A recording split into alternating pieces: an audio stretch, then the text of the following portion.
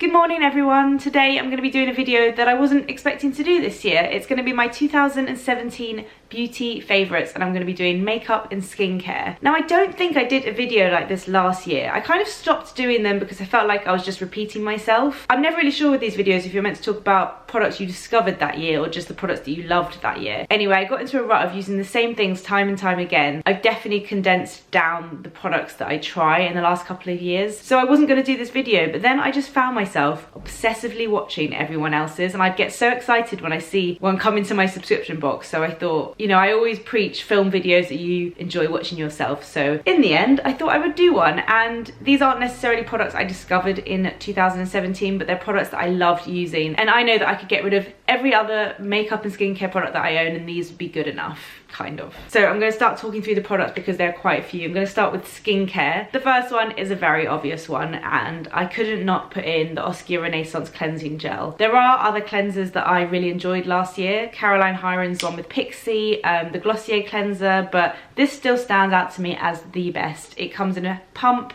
It's a gel that turns into an oil. It takes off all my makeup. It makes my skin feel really hydrated and moisturized, and I've used it for definitely 3 or more years now and it's still my absolute number one. The next product I did actually discover last year and it's the Beauty Pie Fruit Enzyme 5-Minute Facial. The Beauty Pie concept's quite confusing to explain, but you either pay full price for the product or you sign up and pay a monthly fee and then all the products are really cheap. Anyway, this is a really great exfoliator, but it's not like really gritty. You just rub it over the skin and it literally made my skin so glowy and smooth, and it's in a really great little tube for traveling. I was just very impressed by this. This product I've also loved for years, but I continue to love it in 2017. This is probably my 3rd or 4th tube maybe, and it's the Aesop Parsley Seed Mask. I always recommend this. This is the mask I use when I'm feeling like my skin is a bit congested or a little bit spotty. It's one of those kind of clay charcoaly masks. I paint it on with a brush, leave on for like 15-20 minutes until it's dry, wash it off, and my skin feels really like cleansed and clean, and it continues to be one of my all-time favorites. When it comes to moisturizers, I actually have 2 because they're quite different, and these are the 2 I definitely loved all year. The Glossier Priming Moisturizer Rich. I don't love the original moisturizer, the one that comes in a tube, but the rich one in the pot is really nice. It's just a thick moisturizer and I've used absolutely loads of it. I would definitely repurchase. It sits really nicely under makeup. It really smooths your skin and hydrates it. And this is my just favorite everyday moisturizer. I use this one every morning and I would travel with this one. It's the Dr. Jart Ceramidin. This comes in a few different formulas. I like the cream one in the tube. It's a very easy moisturizer. If anyone ever asks me for a moisturizer recommendation, this is always the one that I say to get. You can get it in Sephora in America, but in the UK I think Selfridges stocks it. This is a brand new one because I completely finished mine. Final skincare item is an SPF, because last year I discovered my favourite SPF to date, and it's the Glossier Invisible Shield. I love this because it's in like a gel formula. So some SPFs for your face are in a cream, which I find makes your skin go quite white. Some are like really silicone-y and greasy. This is just an invisible, as it says, an invisible kind of gel formula that just disappears into the skin. It's SPF 35, which I think is perfectly enough, especially when I'm in the UK. And yeah, this is kind of the 2nd or 3rd one I've been through, I think. Oh, one more skincare product that I can't show you because I finished it is the Ordinary Hyaluronic Acid. I've used quite a few different serums, like the Glossier Bounce Serum, the Bakel Hyaluronic Serum. They all do similar things, but I think the best one in terms of how much product you get versus how much it costs is the one from The Ordinary. It's a really nice hydrating serum that I used pretty much all year.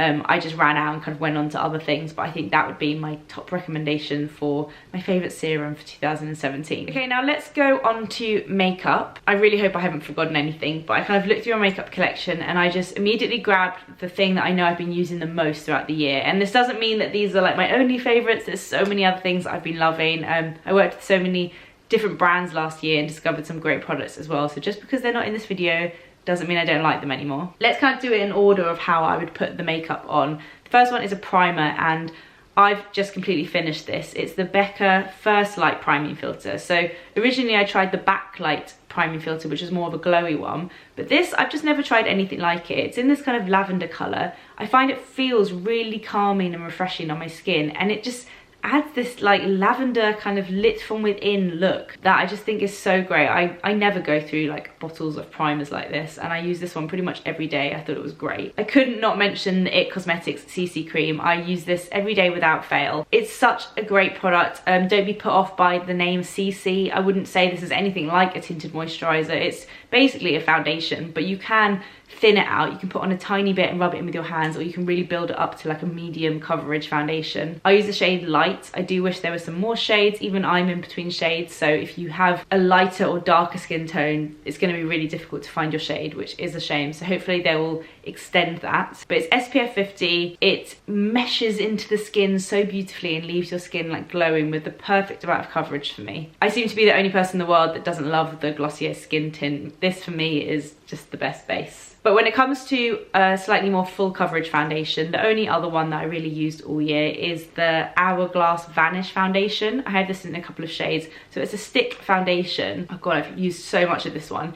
You just swipe it onto the skin, and I use a damp beauty blender to kind of work it in, and it's so easy to blend out around your skin, and it leaves such a gorgeous finish to it. Whenever I wear this foundation, I get so many compliments on my skin. It's a really nice amount of coverage. I wore this on my wedding day mixed with MAC Face and Body. It's very long wearing, so I tend to put it in the places where my foundation kind of disappears first. Yeah, this was a really great discovery because I wouldn't normally have tried a kind of stick foundation like this, and I really like it. Concealers, everyone has put this in their 2017 favourites, and it's for good reason. I remember going to the launch of this concealer, and I was really excited because I love NARS products.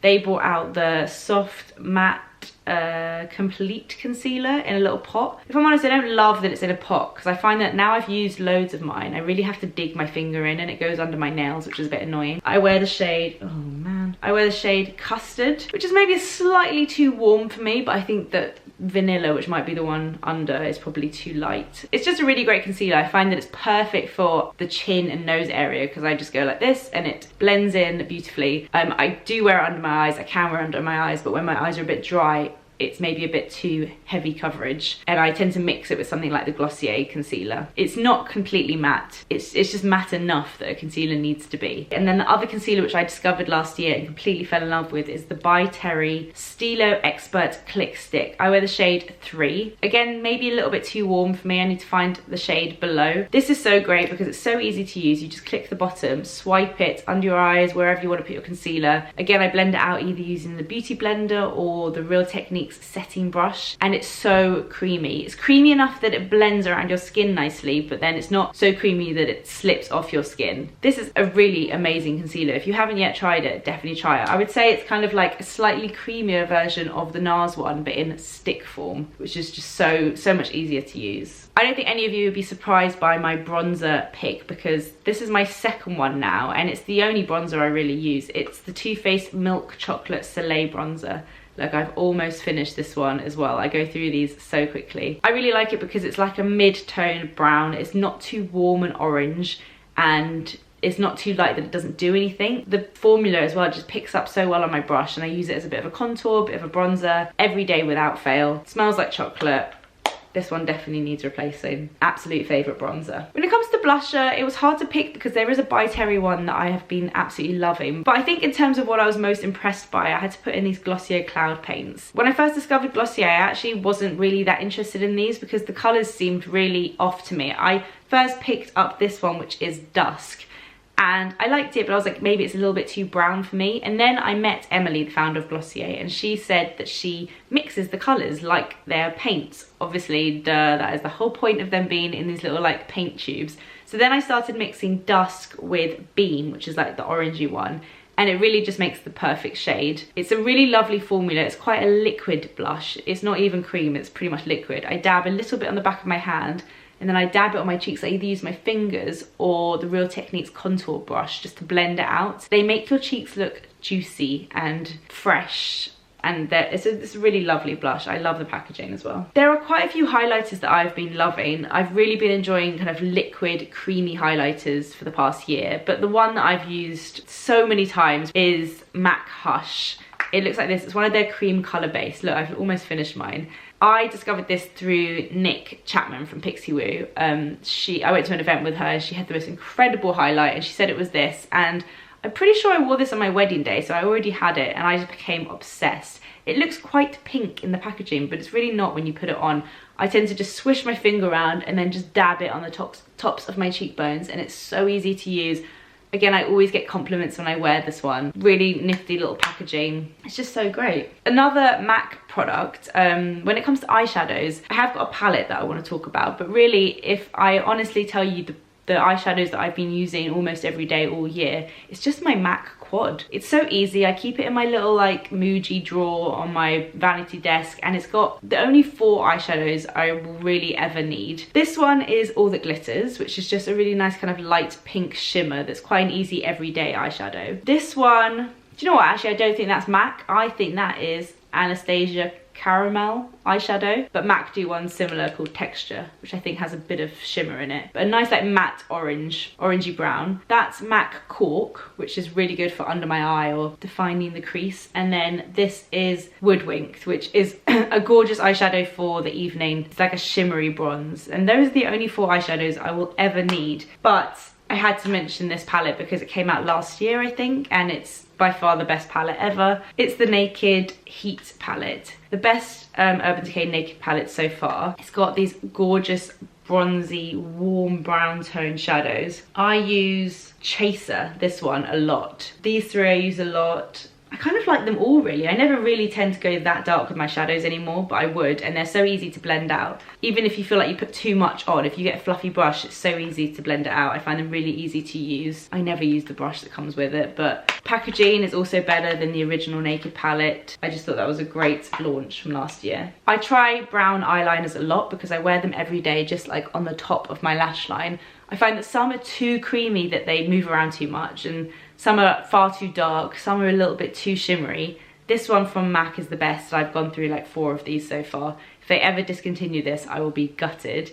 It's the Modern Twist Kajal liner, so it just twists up, you don't need to sharpen it, in Groundbreaker. It's not a completely matte brown, it has got like a slight shimmer to it, which I think makes it look more subtle when it's on, but it's the perfect like medium brown shade. Again, I always recommend this to people, especially if they're getting married. And for my eyebrows, the pencil that I've been using the most is the Benefit Precisely My Brow Pencil, I think in the shade 4. It's got a spoolie brush on one end and then quite a waxy pencil on the other, and I just think this is great.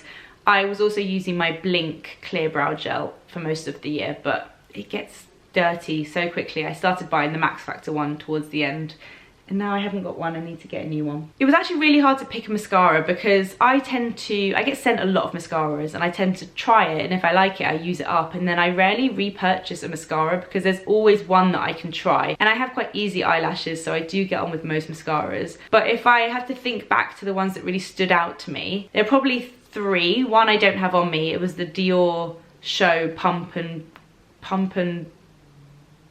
what else? It pumped, and what else did it do? I keep thinking Pump and Glow. Your eyelashes definitely wouldn't glow.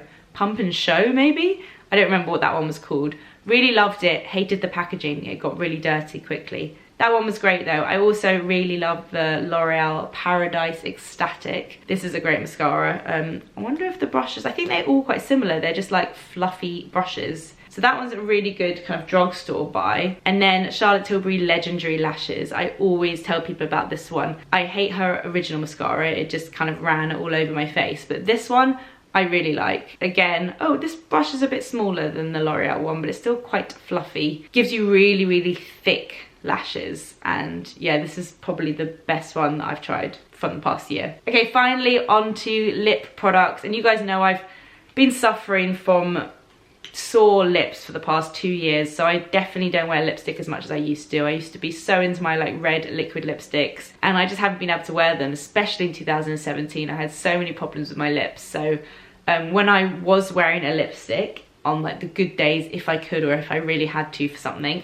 I was wearing Charlotte Tilbury Pillow Talk, which is the lipstick that was launched to go along with her very famous lip liner. I love this. A lot of people say that it's too grey toned. I think it's the perfect nudie pink. Look, I've like almost finished the lipstick. I use this all the time. It's by far my absolute favourite nude lipstick, and I love the packaging. These are one of her Matte Revolution lipsticks, so they have a really nice matte finish, but they're not drying, they're comfortable on the lips. I'm wearing a different one today on my lips, is the English beauty one, I think. I also love the Glossier Balm.coms, and this is the original one, and this is the coconut one, which is so good. And again, when I first discovered Glossier, I wasn't into these at all. I was like, just a lip balm, I don't really get it. And then Anna described it in one of her videos as a matte lip balm. So she was like, it's great when you just need some moisture, but you don't want like shiny Vaseline greasy lips or anything like that. And once I kind of thought about it like that, I was like, yes, this is a matte lip balm, I love it. And I just became obsessed. And now I always need one of these in my handbag. The final lip product is a Revlon lipstick. You guys know I worked with them a lot last year, so I got to discover a lot of their products. This is one of their Ultra HD lip colors, and it's in Sand. It comes in this really easy to use like wind up stick, and it's just a moisturizing nude lipstick. So if I don't want to wear a matte lipstick like the Charlotte Tilbury one, this